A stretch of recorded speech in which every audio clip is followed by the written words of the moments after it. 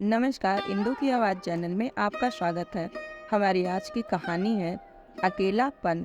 कोमल जी सरकारी स्कूल की अध्यापिका के पद से 9 वर्ष पहले ही रिटायर हुई थी और सुख से अपने पति के साथ जीवन गुजार रही थी। लेकिन महामारी ने उनके पति को अपने आगोश में ले लिया। जीवन साथी के चले जाने से कोमल जी अंदर तक टूट गई। फिर बेटा बहू के कहने पर उनके साथ मुंबई आ गई। उनका जीवन एकदम बदल सा गया। पति का साथ तो पहले ही छूट चुका था, लेकिन साथ साथ उनकी 40 वर्षों की बसी बसाई गृहस्थी भी छूट गई और छूट गया वह आस पड़ोस जी हर समय दुख सुख में साथ रहता था।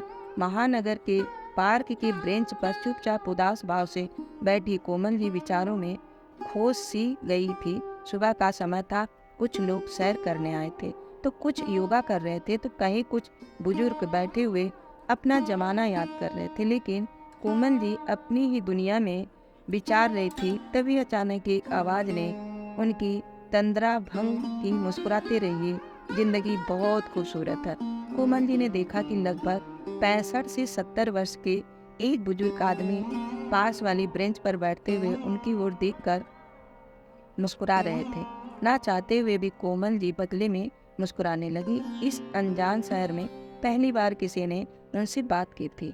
बोतल से पानी पीते हुए वह बुजुर्ग व्यक्ति बोले, मेरा नाम मदन लाल है, मैं यहीं पास वाली बिल्डिंग में रहता हूँ। आप बहुत परेशान जान पड़ती हैं। पिछली बातों को भूलकर आगे बढ़ी चलने का नाम ही जिंदगी है। ऐसा कहते हुए वह बुजुर्ग व्यक्ति फिर से सैर करने चले गए और कोमल जी उनके जाने के बाद मन ही मन बोली, जिनकी जिंदगी में दुख ही ना हो उन्हें तो जिंदगी खूबसूरत ही लगेगी ना। ज्ञान तो सब देते हैं, लेकिन हमारे साथ क्या बीत रही है यह तो हम ही जानेंगे। अब कोमल जी हर रोज पार्क आने लगी और लगभग हर रोज ही मदन लाल जी ने नमस्ते राम राम हो जाती थी।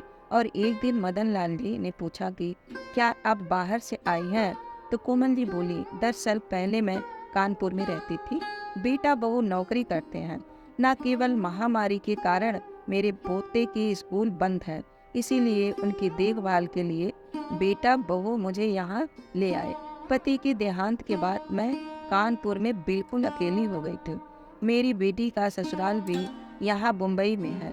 कभी कभार बेटी से मिलना भी हो जाएगा, यह सोचकर यहाँ चली आई। फिर मदन लाल जी बोले, मुंबई शहर में आपका स्वागत है। चलिए आपको दूसरे हम उम्र लोगों से भी मिलाता हूँ। दरअसल यहाँ पार्क में बुजुर्ग लोगों का एक ग्रुप बना है, जहाँ हम सब लोग एक दूसरे के साथ सुख दुख में शामिल होते हैं, हंसते बिताते हैं। कभी भजन गाते हैं तो कभी पुराने गाने भी गुनगुना लेते हैं, कभी जन्मदिन मनाते हैं तो कभी त्योहार। उनकी बात सुनकर कोमल जी को खुशी हुई और उन्होंने ग्रुप में शामिल होने की इच्छा जताई। तो मदन लाल जी ने उन्हें ग्रुप के अन्य सदस्यों से मिलाया और ग्रुप में शामिल कर लिया। उस ग्रुप के अधिकतर लोग अपना जीवन साथी खो चुके थे। किसी को कोई बीमारी थी तो किसी को कोई, लेकिन कोमल जी यह देखकर हैरान थी कि सभी लोग जिंदा दिले थे और ऊर्जा से भरपूर जीवन जी रहे थे। उन लोगों ने मिलकर कोमल जी की उदासी कहीं दूर चली गई। हर रोज सुबह और शाम को वह सब लोगों के साथ अपना समय बिताने लगी। अक्सर कोमल जी अपनी बेटी को फोन करके पार्क में आने वाले बुजुर्गों के बारे में बातें किया करती थी। माँ के हम उम्र लोगों के साथ मेलजोल की बात सुनकर उनकी बेटी को बहुत खुशी हुई। एक दिन कोमल जी ने नोटिस किया कि पार्क में आने वाले सभी बुजुर्ग उनसे बड़े थे, परंतु सब लोग चुस्त दुरुस्त थे और अपने आप को अप टू डेट रखते थे। जब घर आकर उन्होंने अपना चेहरा आईने में देखा तो उन्हें लगा कि समय से पहले ही उन्होंने अपने आप को बूढ़ा बना लिया है। यह सोचकर वह बाजार से हेयर कलर खरीद कर ले आई और अपने बालों को कलर कर लिया। फिर अलमारी खोली और पति की दी हुई सबसे खूबसूरत साड़ी पहन ली और आईने में देखकर मुस्कुराती हुई खुद से ही बोली, यह हुई न बात। शाम के समय जैसे ही पार्क जाने के लिए बाहर निकलने लगी, उसी समय उनकी बहू की नजर उन पर पड़ी। देखकर उसका मुंह खुला का खुला ही रह गया और बोली, यह सब क्या है माँ जी? उनसे झट से अपने पति अमित को आवाज लगाई और बोली, देखिए तो जरा, आखिर हो क्या गया है तुम्हारी माँ को? या क्या सजने संवरने की उम्र है। जैसे ही बेटे ने उनकी ओर देखा तो मुंह पर हाथ रखकर हंसने लगा। तभी बहू बोली, माँ जी, यह सब पहनने की आपकी उम्र नहीं है और अब तो पापा भी नहीं रहे। बेटे बहू का व्यवहार देखकर कोमल जी का दिल टूट सा गया और वह चुपचाप जाकर अपने कमरे में बैठ गई। अब उनका पार्क जाने का मन ही नहीं हुआ। सोचने लगी कि अगर आज अच्छे से तैयार होकर गई तो ऐसा भी कौन सा गुनाह कर दिया। आज तक मैंने तो कभी बहू को किसी बात के लिए नहीं टोका। अपनी मर्जी से पहनती है, खाती है, बाहर आती जाती है। पर मैं तो हमेशा यही सोचती थी कि वक्त बदल चुका है, बड़े शहरों में लोग मॉडर्न हैं। आज मैंने थोड़ा सा खुद के बारे में सोचा तो मेरा ऐसा मजाक बना दिया। उनकी आंखों के कोरों से आंसू बहने लगे। तभी उनके मोबाइल पर उनके ग्रुप के सदस्यों के फोन आने लगे। उसी समय कोमल जी खड़ी हुई और खुद से बोली, नहीं, मेरी जिंदगी मैं अपने मुताबिक जीऊंगी। ऐसा कहते हुए वे पार्क चली गई। अब कोमल जी अपने लिए जीने लगी थी। उनकी पेंशन से उन्हें अच्छा खासा पैसा मिल जाता था, जिसे आज तक वह अपने बेटा बहू को ही देती आई थी। लेकिन इस महीने उस पैसे को उन्होंने अपने ऊपर खर्च कर लिया। पार्क में भी उनकी बहुत सी सहेलियां बन गई थी, जिनके साथ बाजार जाकर वह अपने लिए अपने मनपसंद कपड़े और वस्तुएं खरीद कर ले आई। लेकिन बहू को यह सब खटकता रहता और अपने पति के कान भरते हुए कहने लगी, आप माँ जी को रोकते क्यों नहीं? कितना फालतू खर्च करने लगी हैं। हमारे हाथ में तो एक पैसा भी नहीं देते। उनके आने से हमारा खर्च भी तो बढ़ गया। पत्नी की बातों में आकर कोमल जी का बेटा अमित उनके पास आया और कहने लगा, माँ जी, इस बार आपने पेंशन के पैसे क्यों नहीं दिए? उनकी बात सुनकर कोमल जी हैरान रह गई। तभी उनकी बहू बोली, अरे, इस उम्र में इतनी फिजूल खर्ची क्या अच्छी बात है? पार्क क्या जाने लगी? आप तो आजाद पंछी की तरह हो गई हैं। उसी समय कोमल जी बोली, बहू, मैंने तुम लोगों को पूरी आज़ादी दी है। अब तुम मेरी आज़ादी तय नहीं कर सकते। मैं जो करूँगी अपनी मर्जी से करूँगी। उनकी यह बात सुनकर बेटा बहू दोनों चुप हो गए। कोमल जी पार्क कला में बहुत निपुण थे। एक दिन उन्होंने घर पर गाजर का हलवा बनाया तो अपने ग्रुप के सदस्यों के लिए भी पार्क में लेकर चली गई और सभी लोग को खिलाने लगी। लेकिन मदन लाल जी ने लेने से मना कर दिया। तो कोमल जी ने पूछा, क्या आपको गाजर का हलवा पसंद नहीं है? तो मदन लाल जी बोले, गाजर का हलवा तो मुझे बेहद पसंद है, लेकिन मुझे डायबिटीज़ है और ब्लड प्रेशर की परेशानी है, इसीलिए मैं बाहर का मीठा गाजर का हलवा नहीं खा सकता हूँ और घर पर बनाना मुझे आता ही नहीं, इसलिए मैंने गाजर का हलवा खाना ही छोड़ दिया। फिर कोमल जी बोली, तो क्या आपके घर पर कोई नहीं है? इस पर मदन लाल जी कुछ बोल ही नहीं पाए। आंखों से दो आंसू निकलकर उनके गालों तक आ गए और चुपचाप घर की ओर चल गए। 2 दिन बीत चुके थे, लेकिन मदन लाल जी पार्क में नहीं आए थे। ग्रुप के सदस्यों से पूछा तो पता चला कि वह फोन भी नहीं उठा रहे हैं। कोमल जी को मन उनकी चिंता सता रही थी। बार बार उनका हंसता हुआ मुस्कुराता चेहरा उनके सामने आ रहा था। जैसे ही घर जाने के लिए वह पार्क से निकली, उनके कदम स्वस्थ ही मदन लाल जी के घर की ओर मुड़ गए। गार्ड से उनके फ्लैट का नंबर पूछा और उनके दरवाजे पर जाकर बेल बजाई। मदन लाल जी ने लड़खड़ाते कदमों से चलकर दरवाजा खोला। जैसे ही उन्होंने दरवाजे पर खड़ी कोमल जी को देखा तो वो चौंक गए और फिर उन्हें अंदर बुलाया। उनकी ऐसी हालत देखकर कोमल जी हैरान रह गई और बोली, आपकी तबीयत इतनी खराब है, लेकिन घर पर आपकी देखभाल के लिए कोई नहीं है। तो मदन लाल जी बोले, दरअसल मैं अकेला ही रहता हूँ। यह बात सुनकर कोमल जी को बड़ी बेचैनी हुई कि इतना जिंदा दिल इंसान और बिल्कुल अकेला, और जब वह बीमारी की हालत में है तो उनकी देखभाल करने वाला भी कोई नहीं है। फिर कोमल जी ने ग्रुप के अन्य सदस्यों को फोन करके बुलाया। मदन लाल जी ने बहुत मना किया, लेकिन कोमल जी बोली, क्या बात है कर रहे हैं आप? जिस व्यक्ति ने मुझे जीना सिखाया उसे मैं अकेले कैसे छोड़ सकती हूँ?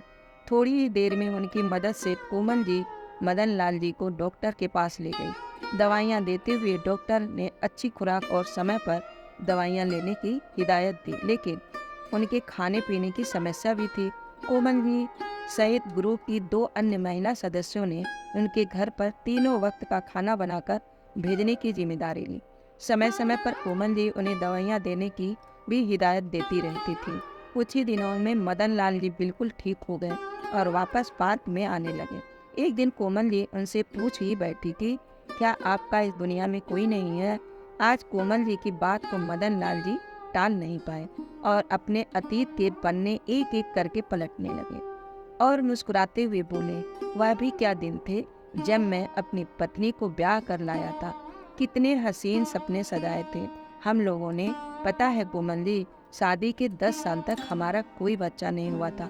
काफी समय तक डॉक्टरी इलाज करवाया तो उसके बाद खुशखबरी आई और हमारे बेटे का जन्म हुआ।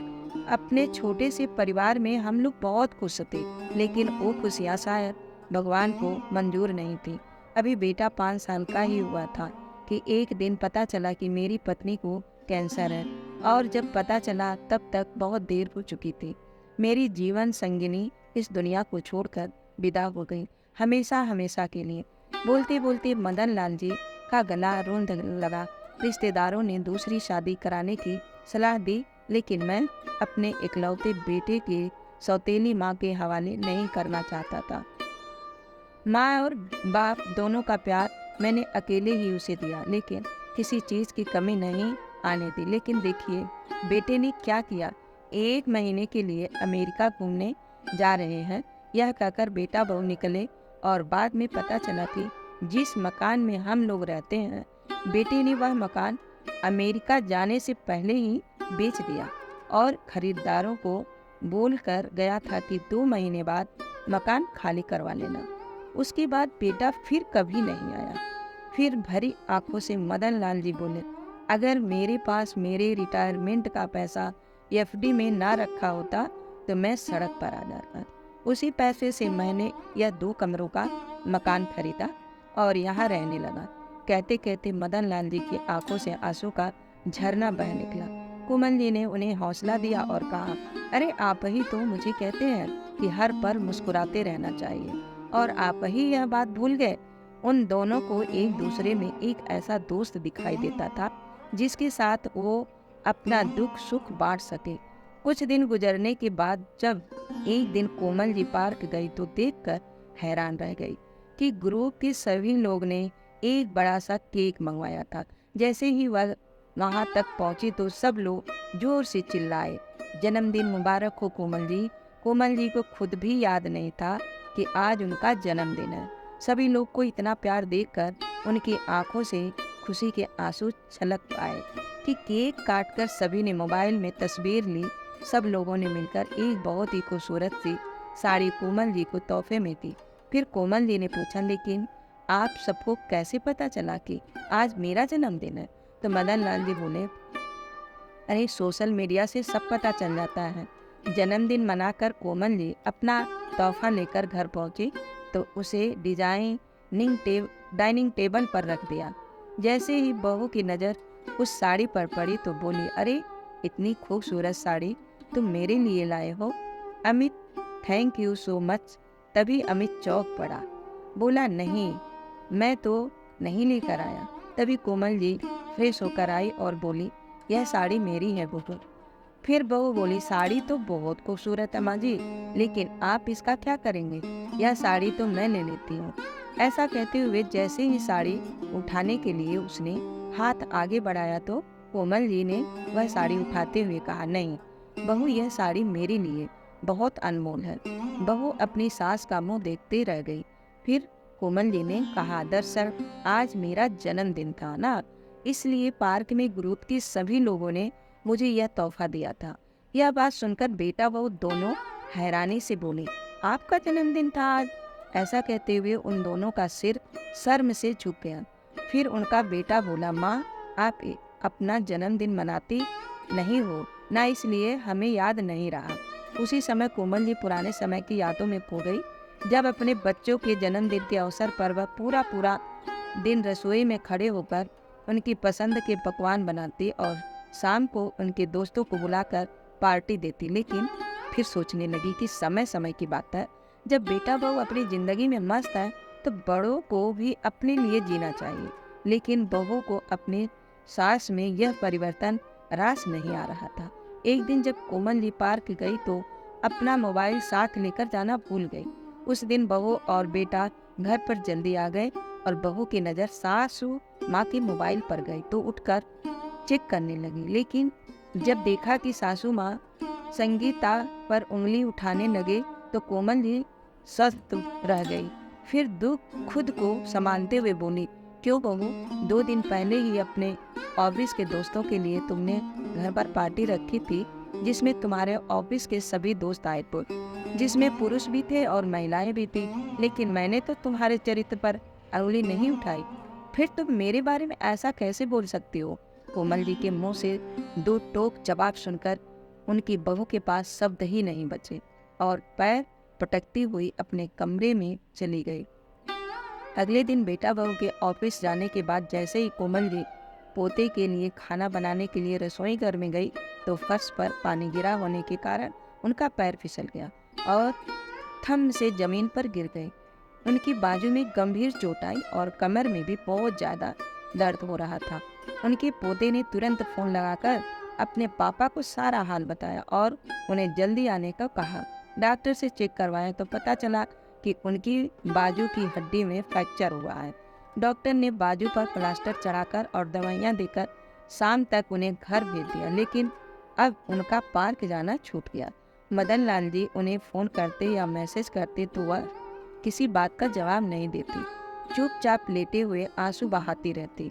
काम वाली बाई खाना पका कर रख जाती और बेटा बहू रोजाना अपने काम पर चले जाते। दोनों में से किसी ने भी एक दिन की छुट्टी लेना भी जरूरी नहीं समझा। कोमल जी को उठने बैठने में भी कष्ट होता था, लेकिन किसी को क्या फर्क पड़ता था। एक दिन ग्रुप के सारे बुजुर्ग सदस्य उनके घर पर आए। किसी के हाथ में फूल थे तो किसी के हाथ में बेल सुन के कार्ड थे।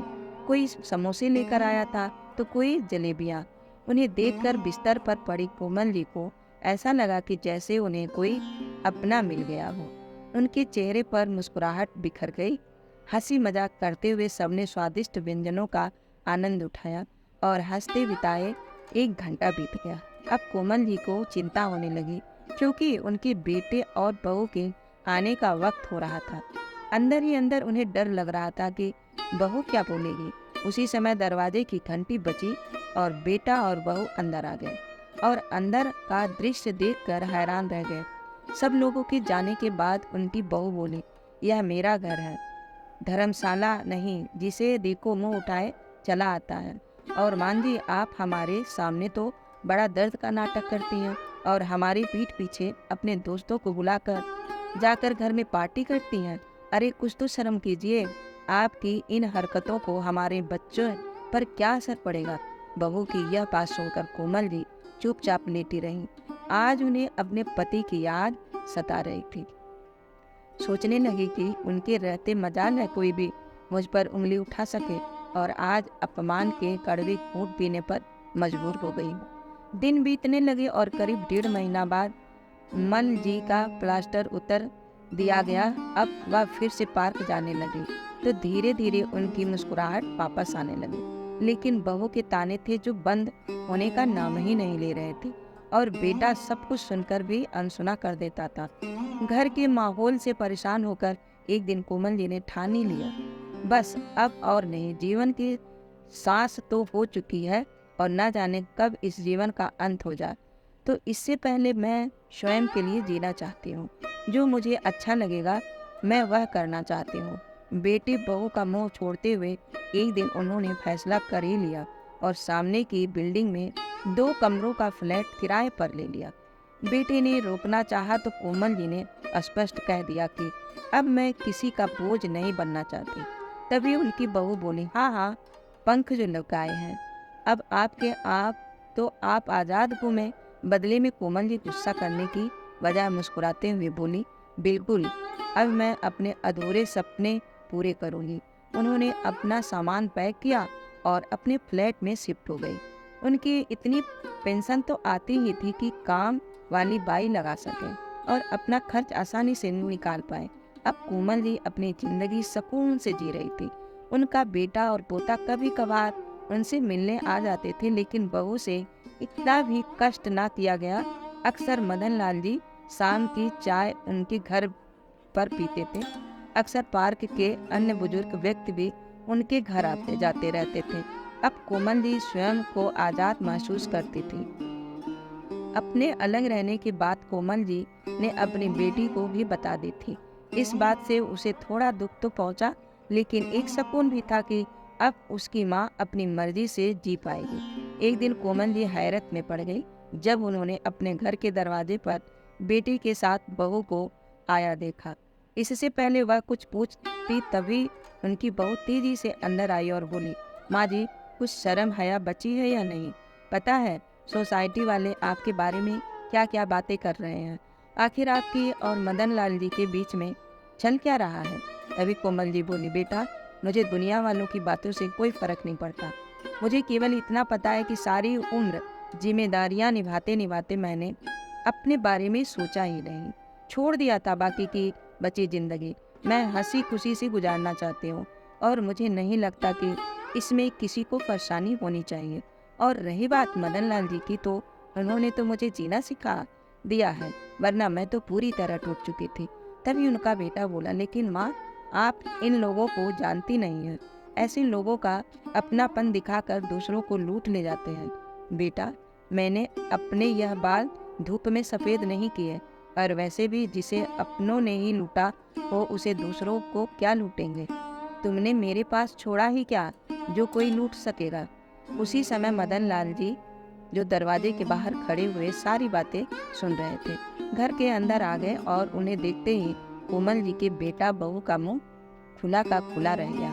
जैसे ही वे उठकर बाहर जाने लगे, उसी समय मदन लाल जी ने उससे कहा, बेटा, शर्म कोमल जी को नहीं बल्कि तुम जैसे लोगों को आनी चाहिए। किसी का चरित्र मंथन करने से पहले तुम लोग एक बार भी नहीं सोचते। तुम लोग जानना क्या चाहते हो कि तुम्हारी माँ क्या करती हैं? जैसे ही मदन लाल जी ने कहा तो कोमल जी ने उन्हें चुप रहने का इशारा किया, परंतु वह रुकने वाले नहीं थे। बोले, पार्क में हर रोज सुबह और शाम को जब हम सब लोग बैठते हैं तो वहीं पास में ही सोसाइटी में काम करने वाली औरतों के बच्चे आवारा घूमते हैं। छोटी सी उम्र में वे गलत आदतों के शिकार हो रहे हैं। उन गरीब लोगों के पास इतना पैसा नहीं है कि वह अपने बच्चों को पढ़ा लिखा सके। तुम्हारी सासू माँ उन बच्चों को पढ़ाने का नेक काम करना चाहती हैं। वह एक स्कूल खोलना चाहती हैं ताकि जितने भी गरीब बच्चे शिक्षा से वंचित हैं उन्हें निःशुल्क शिक्षा प्रदान की जा सके। तुम्हारी माँ गरीबों की मदद करके अपने बुढ़ापे को सार्थक बनाना चाहती हैं। अक्सर हम लोग बैठकर इसी विषय में योजना बनाते हैं। हमारी एक एनजीओ से भी बात चल रही है जो हमारी इस काम में मदद करेंगे। तुम्हारी माँ का वर्षों पुराना सपना अब पूरा होने जा रहा है, लेकिन आज अपनी माँ के बारे में तुम लोगों के विचार सुनकर मुझे महसूस हो रहा है कि अच्छा ही हुआ कि मेरा बेटा मुझे पहले ही छोड़कर चला गया। हैरानी की बात है, अपनी माँ के लिए बेटे बहू की सोच यह भी हो सकती है।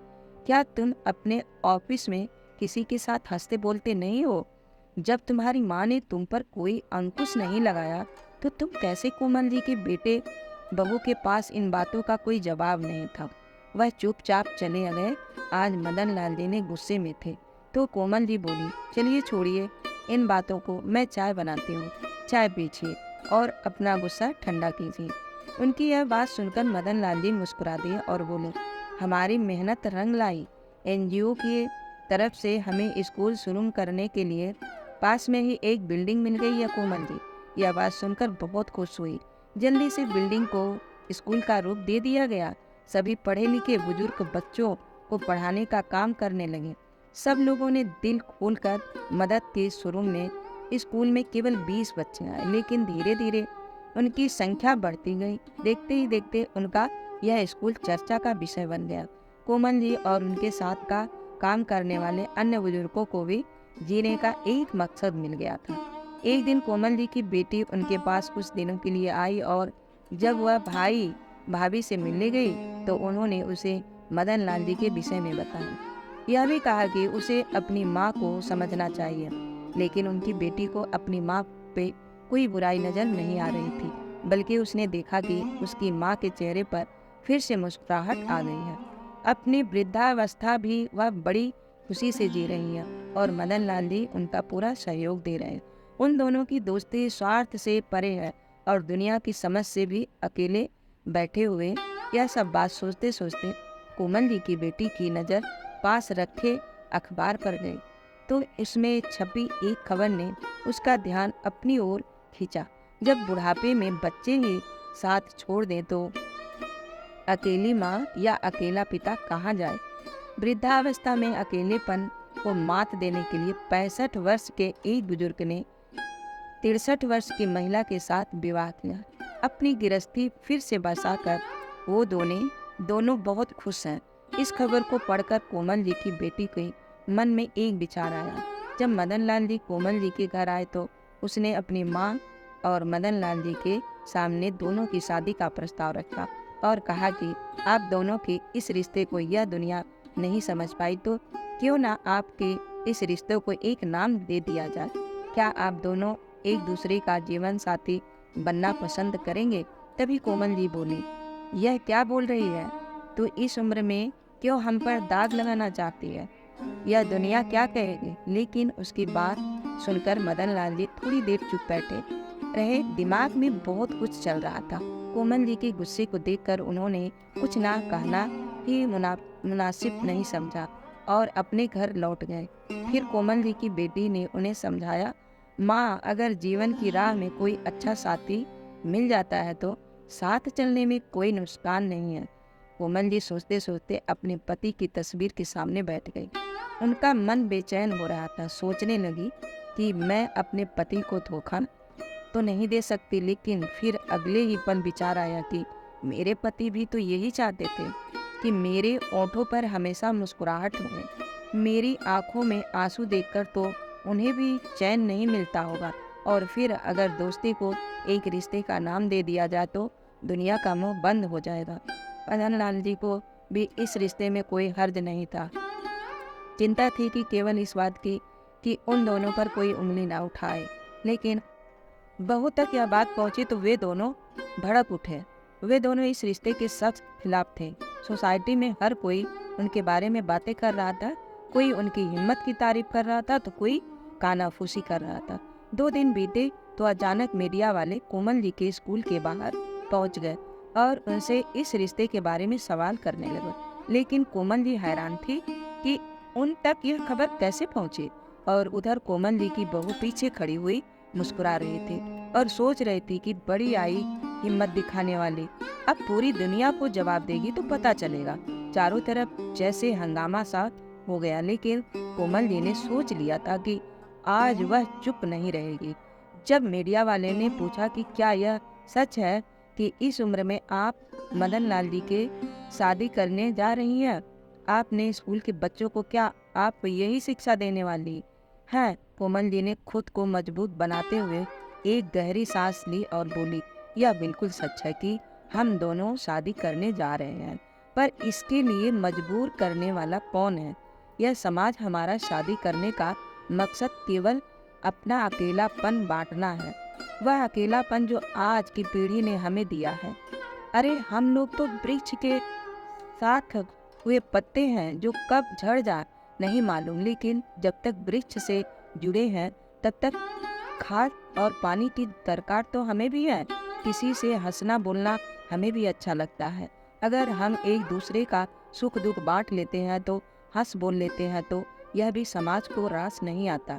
तभी मदन लाल जी आए और कोमल जी का हाथ थामे हुए बोले, शादी करने का फैसला हमने इसलिए लिया है ताकि समाज के सामने हमारे रिश्ते पर मोहर लग जाए और किसी को हमारा हंसना बोलना ना अखरे। अब भी यदि किसी के मन में कोई सवाल है तो वो बोले। तभी भीड़ में से तालियां की आवाज आने लगी। यह तालियां कोमल जी के और मदन लाल जी के बुजुर्ग साथी बजा रहे थे। देखते देखते पूरा स्कूल तालियों से गूंज उठा। सब उनके साहस की सराहना कर रहे थे। तो दोस्तों, आपको यह कहानी कैसी लगी? लाइक और कमेंट करके जरूर बताएं और चैनल को सब्सक्राइब करना बिल्कुल ना भूलें। मिलते हैं एक नई कहानी के साथ। तो बहुत बहुत धन्यवाद।